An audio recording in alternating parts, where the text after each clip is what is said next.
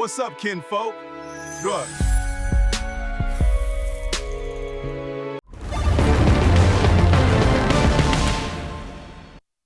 What's up, kinfolk? Why did the KKK, the Ku Klux Klan, why did they get established? These people have a fear. Whenever their lifestyle or privileges seem to them as if it is being threatened, they go around and threaten other people. Back when the 14th Amendment of the Constitution came, black folks started to get rights, certain rights. And you had a group of individuals that didn't want black folks to get those rights because those rights would limit their power. One of those rights was the right to keep and bear arms. The Ku Klux Klan, black codes, and all these other things got in the way of that. I'm going to turn your attention now back to Good Times, that show that was back in the 70s. There was a character on there. His name was Michael. And Michael would say, boy was a white racist term. See, I'm from Mississippi, and I can tell you that the word boy is analogous to Nigger. I'm talking about this boy, y'all. See, you can understand his nature, his motive, when you understand that he feels like a loser. He feels like he don't stack up with manpower when it comes to those that look like him, other white men. So he's got to try to find a weakness somewhere so he can feel just a little bit better. Because of this, he went out and got his gun.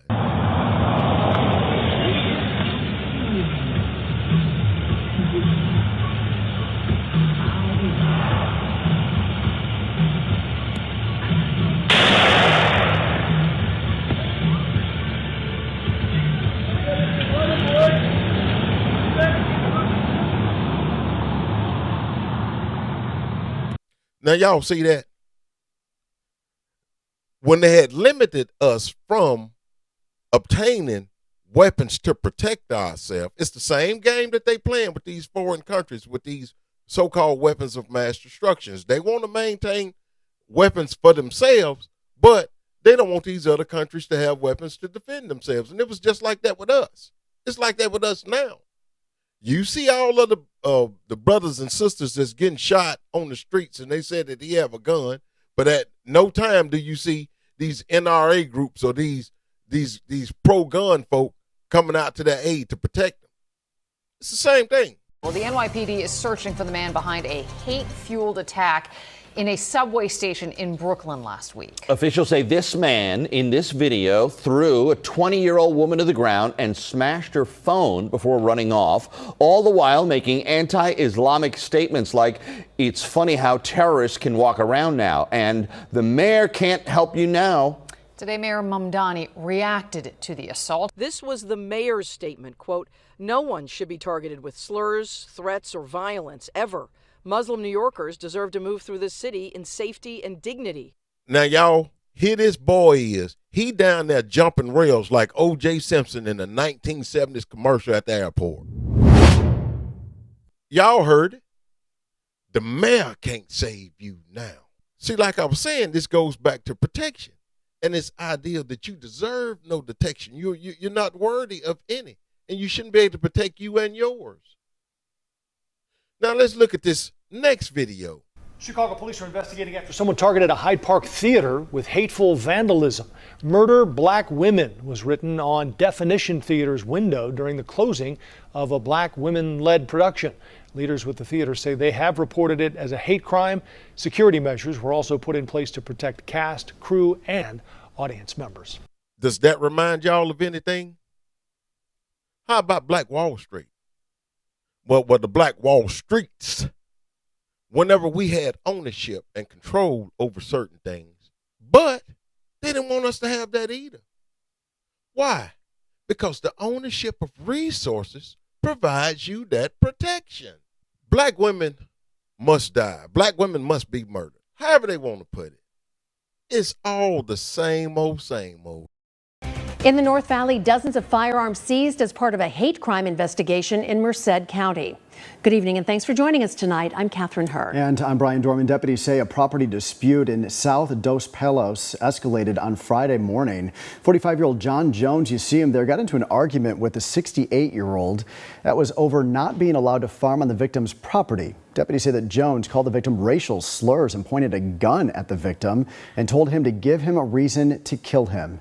Jones then left the area. Deputies then went to his house and arrested him. During a search, they found all of this, 28 firearms, including one they believe was used in that altercation. Jones is facing charges of felony assault with a firearm and committing a hate crime. Y'all see that one? This man felt as if not only did he have control and ownership of the stuff that was in his possession, but he also felt like he should have control and ownership of somebody else's possessions. You see, just like I was saying just a few minutes ago, ownership and control over something gives you protection. Why? Because it offers you finances. It's the same old racist game that we see. Every time these people get threatened, they want to take it out on any and everybody else.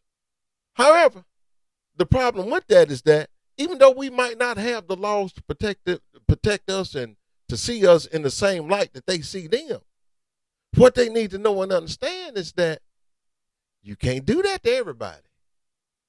Some of us out here got just as many guns as they do. And some of us out here don't mind using those many guns more than they do. So I want to make this, before I close, I want to say this to all of the racist hate mongers that are out there. Look, man, we ain't your enemy.